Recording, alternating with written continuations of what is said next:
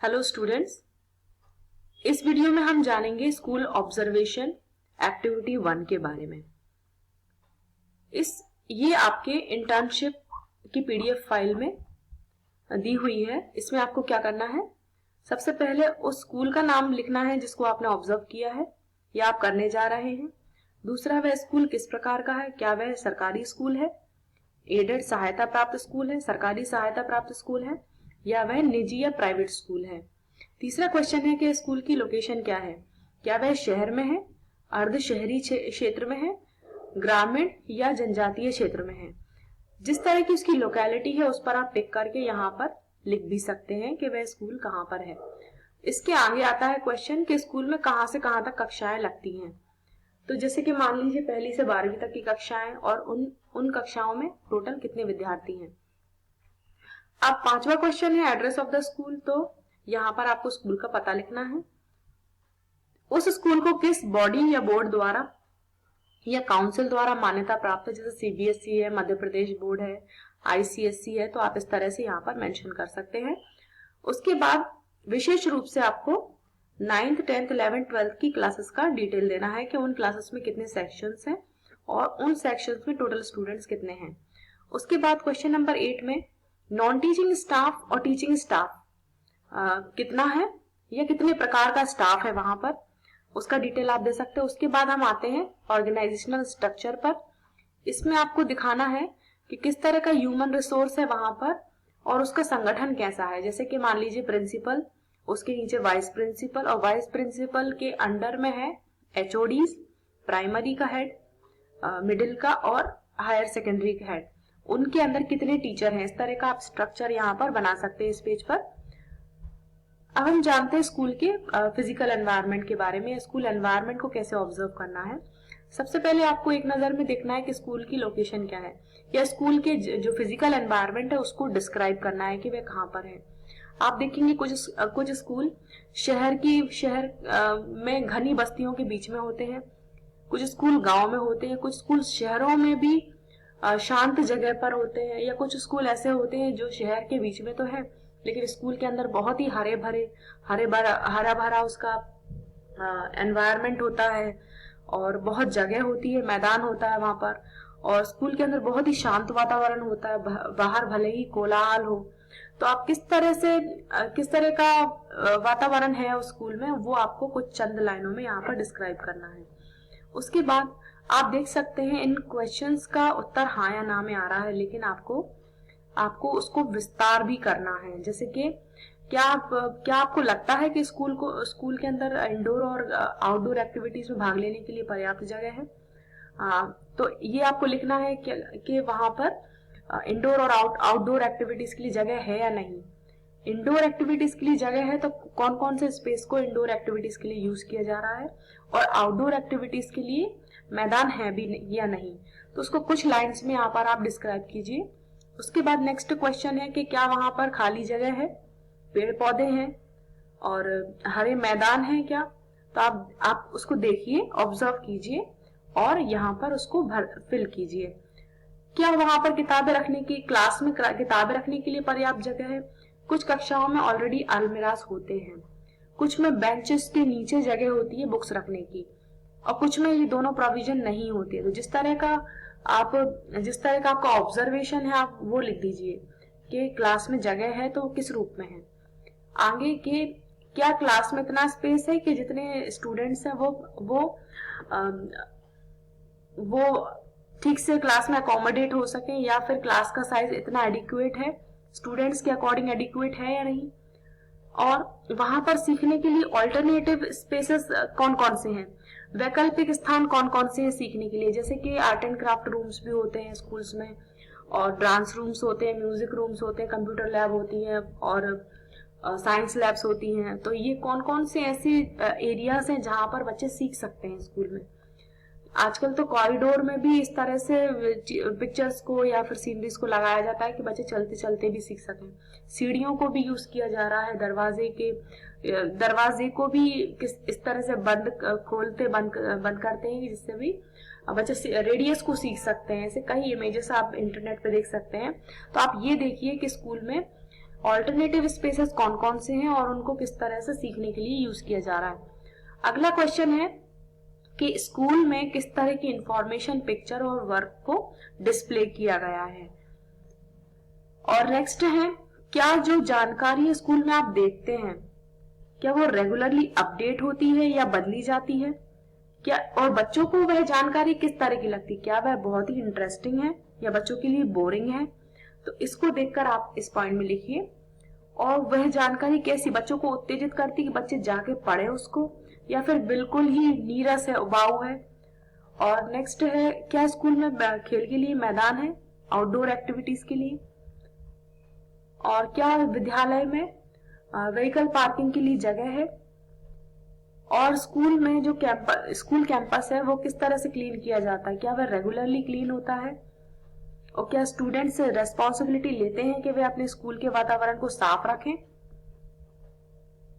और स्कूल का जो बिल्डिंग, फर्नीचर और इक्विपमेंट है वह किस तरह का है। अब हम जानते हैं नेक्स्ट एक्टिविटी के बारे में, वह है reports on documentation of student, teacher and school activities. School में किस तरह के डॉक्यूमेंट्स को रखा जा रहा है जो स्टूडेंट से रिलेटेड है, टीचर्स से रिलेटेड है और स्कूल एक्टिविटीज से रिलेटेड है। तो सबसे पहले आप लिखिए कि स्कूल किस तरह के डॉक्यूमेंट्स मेंटेन कर रहा है स्कूल से संबंधित, जैसे कि मान्यताओं के रजिस्टर हैं, एक्टिविटीज के रजिस्टर हैं, और जो भी टीचर्स का रिकॉर्ड है, टीचर संबंधी रिकॉर्ड टीचर्स वाले कॉलम में आएगा। किस तरह का डॉक्यूमेंटेशन स्कूल में किया जा रहा है, स्कूल से रिलेटेड, टीचर्स से रिलेटेड और स्टूडेंट से रिलेटेड। जैसे टीचर्स का रिक्रूटमेंट रजिस्टर होता है, अटेंडेंस रजिस्टर होता है, पीएफ बुक होती है, सैलरी रजिस्टर्स होते हैं। जो भी टीचर्स से रिलेटेड डॉक्यूमेंट मेंटेन किए जा रहा है वो यहाँ पर लिख सकते हैं। और जो स्टूडेंट से रिलेटेड डॉक्यूमेंट्स हैं उनको one by one you can list out. अब नेक्स्ट है कि स्कूल में क्या लाइब्रेरी और इंटरनेट की फैसिलिटी है। क्या स्कूल में लाइब्रेरी है, यदि है तो यस, हाँ है। और वह लाइब्रेरी किस तरह की है उसका थोड़ा सा डिस्क्रिप्शन भी आपको देना है। उसके बाद है कि लाइब्रेरी में क्या कैटलॉगिंग सिस्टम है। आजकल आधुनिक लाइब्रेरीज में कैटलॉगिंग सिस्टम होता है, तो वह कैटलॉगिंग सिस्टम किस तरह का है वह आप लिख सकते हैं कि किस तरह से बुक्स को अरेंज किया गया है और किस तरह से उसके डॉक्यूमेंट्स को मेंशन किया गया है कि आप किसी बुक को इजीली आप आइडेंटिफाई कर सकते हैं। क्या लाइब्रेरी में बुक्स को बोरोइंग की फैसिलिटी है, क्या पुस्तक लेने की फैसिलिटी स्कूल देता है, तो वह लिखना है। उसके बाद क्या स्कूल में लाइब्रेरी में रीडिंग रूम है या नहीं, कि लाइब्रेरी के साथ ही पढ़ने के लिए एक कोना बना होता है लाइब्रेरी में, उसे रीडिंग कॉर्नर या रीडिंग रूम भी कहा जाता है। यदि वह है तो लिखिए और उसके बारे में डिस्क्रिप्शन दीजिए कि वह क्या स्पेस सफिशिएंट है और वह किस तरह का है और कितने समय तक स्टूडेंट्स लाइब्रेरी को यूज कर सकते हैं, मतलब जैसे जो टाइम ड्यूरेशन है वह कितना है लाइब्रेरी का। और जो how useful to the students find the libraries, library में जिस तरह के भी रिसोर्स रखे हुए हैं उनको स्टूडेंट्स कैसा पाते हैं, क्या वह इफेक्टिव है, बच्चों के लिए अप्रोप्रिएट है, क्या उनके काम की चीजें रखी गई लाइब्रेरी में, इनको देखिए आप और लिखिए। और स्कूल कैसे आईसीटी रिसोर्स को यूज करता है, जैसे लाइब्रेरी में आजकल कंप्यूटर्स भी रखे होते हैं ताकि पूरे डेटा को इजीली मेंटेन किया जाए। इशू रजिस्टर्स फिजिकल फॉर्म में ना रखकर डिजिटल फॉर्म में रखे जाने लगे हैं। और लाइब्रेरी के भी कई सॉफ्टवेयर्स आते हैं आजकल जिनसे इजीली बारकोडिंग से बुक्स को आइडेंटिफाई किया जा सके। और नेक्स्ट है how do the students use internet for the learning, students internet को किस तरह से यूज करते हैं और कब यूज करते हैं, उसका एक जनरल ब्यौरा आपको यहाँ पर देना है। उसके बाद आते हम स्कूल ऑब्जर्वेशन 2। इसमें आपको क्या करना है कि जैसा स्कूल ऑब्जर्वेशन 1 आपने किया है वैसा ही किसी दूसरे स्कूल में ऑब्जर्व करना है जो विपरीत प्रकृति का हो। तो इससे फायदा ये होगा, बिल्कुल सेम फॉर्मेट है, इससे फायदा ये होगा कि आप ये समझ जाएंगे कि दूसरा स्कूल किस तरह से, दूसरा स्कूल में कौन कौन सी सुविधाएं हैं और वह पहले स्कूल से किस तरह से अलग है। तो ये अंतर करने के लिए नहीं बल्कि हमारी लर्निंग के लिए है कि स्कूल में जो सेम सुविधाएं हैं उनके लिए क्या क्या प्रावधान है। मतलब स्कूल का एक उद्देश्य होता है मानव विकास, तो वह मानव विकास के लिए दोनों ही स्कूल क्या क्या प्रयास कर रहे हैं और हमें उससे क्या सीखना चाहिए। तो बिल्कुल ये सेम एक्टिविटी है, इसमें आपको बिल्कुल पहले की ही तरह दूसरे स्कूल को भी ऑब्जर्व करना है। ये पॉइंट्स आपको दिमाग में रखना है और स्कूल में ऑब्जर्वेशन आप कर सकते हो। उसके बाद हम चलते हैं नेक्स्ट एक्टिविटी की तरफ। ये है field observation notes on human development in the school. इसका मतलब है कि स्कूल का जो उद्देश्य है मानव विकास, तो मानव विकास के भी कई एस्पेक्ट्स होते हैं, जैसे physical development, emotional development, mental development, intellectual development. तो स्कूल है ना इन विभिन्न एस्पेक्ट्स के डेवलपमेंट के लिए क्या करता है। सबसे पहले हम जानते हैं फिजिकल डेवलपमेंट। क्या स्कूल में do the children have rich and balanced diet for proper physical development? क्या स्कूल में उनकी फिजिकल डेवलपमेंट के लिए प्रयास किए जा रहे हैं? क्या बच्चे स्कूल में रिच और बैलेंस्ड डाइट लेकर आते हैं क्या? और स्कूल उनको कैसे बताता है कि बैलेंस्ड डाइट की इंपॉर्टेंस क्या है? तो एक ही 2 लाइन में आपको यहाँ डिस्क्राइब करना है। उसके बाद है कि बच्चों को ये ट्रेनिंग किस तरह से दी जाती है कि वह हेल्दी हैबिट्स को अपनाएं और पर्सनल क्लीनलीनेस या पर्सनल हाइजीन को मेंटेन करें। उसके बाद क्या स्कूल में बच्चों को खेलने के लिए प्रोविजन है या नहीं? क्या स्कूल प्ले एक्टिविटीज को फैसिलिटेट करता है ताकि उनका शारीरिक विकास हो सके? Does the school provide sympathetic and affectionate type of atmosphere to the children for their balanced development personality? ये आपको क्या करना है, ये एक ही स्कूल में आपको करना है। जैसे मान लीजिए आप किसी स्कूल में पढ़ाते हैं, तो उस स्कूल में ये एक्टिविटी आप परफॉर्म कर सकते हैं। जो पहली एक्टिविटी मैंने आपको बताई थी यहाँ तक, लाइब्रेरी तक, ये आप इसका तुलनात्मक अध्ययन आप कर सकते हैं या डॉक्यूमेंटेशन तक।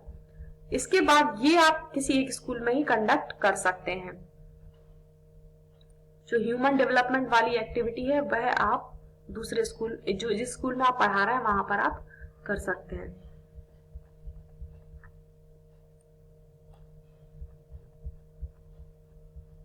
अब नेक्स्ट क्वेश्चन है, क्या स्कूल बच्चों के संतुलित व्यक्तित्व के लिए सहानुभूति और स्नेही माहौल प्रदान करता है? क्या स्कूल में ऐसा डर वाला माहौल तो नहीं है? स्कूल बच्चों के प्रति सिंपैथेटिक है या नहीं, अफेक्शनेट है या नहीं, वह आपको लिखना है। ऑब्जर्व कीजिए और अपना ऑब्जर्वेशन यहाँ पर लिखिए।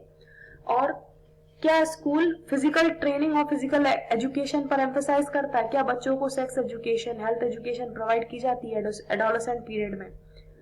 और do the teachers and parent understand the adolescents and their problems? क्या टीचर्स और पेरेंट्स समझते हैं कि एडोलेसेंट्स क्या होते हैं, उनकी विशेषताएं क्या होती है और उनकी समस्याएं कौन कौन सी हो सकती हैं? और क्या टीचर्स को मालूम है कि एडोलेसेंट्स को किस तरह से डील करना चाहिए? और तो ये सब फिजिकल डेवलपमेंट से रिलेटेड है। आप सोचिए, अनुभव कीजिए, ऑब्जर्व कीजिए और अपना ऑब्जर्वेशन यहाँ पर लिखिए। अब नेक्स्ट हम जानते हैं इमोशनल डेवलपमेंट। इमोशनल डेवलपमेंट का मतलब होता है कि हमें पता है कि हमारे अंदर कौन कौन से इमोशंस हैं और इमोशन कितने तरह के हैं, और हमें ये स्ट्रॉन्ग इमोशंस या स्ट्रॉन्ग फीलिंग्स कब आती है, हमें गुस्सा कब आता है, हमें चिढ़ कब होती है, हमें जलन कब होती है।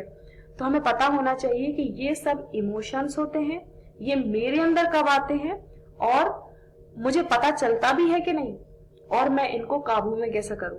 इसको कहते हैं इमोशनल डेवलपमेंट। तो सभी बच्चों में ये एक सा नहीं होता है।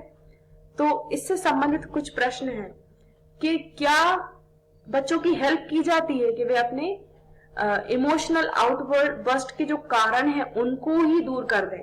जिस कारण से उनको गुस्सा आता है, जिस कारण से उन्हें चिढ़ होती है, जिस कारण से उनको जलन होती है, उदास होते हैं, उन कारणों को ही वो हटा दे। क्या स्कूल ऐसी मदद करता है बच्चों की? तो इमोशनल डेवलपमेंट से रिलेटेड ये क्वेश्चंस है। उसके बाद नेक्स्ट एस्पेक्ट है सामाजिक विकास, सोशल डेवलपमेंट। तो ये भी इजी अंडरस्टैंडेबल लैंग्वेज में क्वेश्चंस लिखे हुए हैं, आप इनको पहले से रीड करके जाइए और फिर इसको टीचर से भी इंटरेक्ट करके इनका आंसर आप ढूंढ सकते हैं या स्वयं आप ऑब्जर्व कर सकते हैं। नेक्स्ट है मेंटल डेवलपमेंट। इस तरह से आप इस एक्टिविटी यहां तक आप कंप्लीट कर सकते हैं। नेक्स्ट एक्टिविटी मैं नेक्स्ट वीडियो में डिस्कस करूंगी। So thank you so much.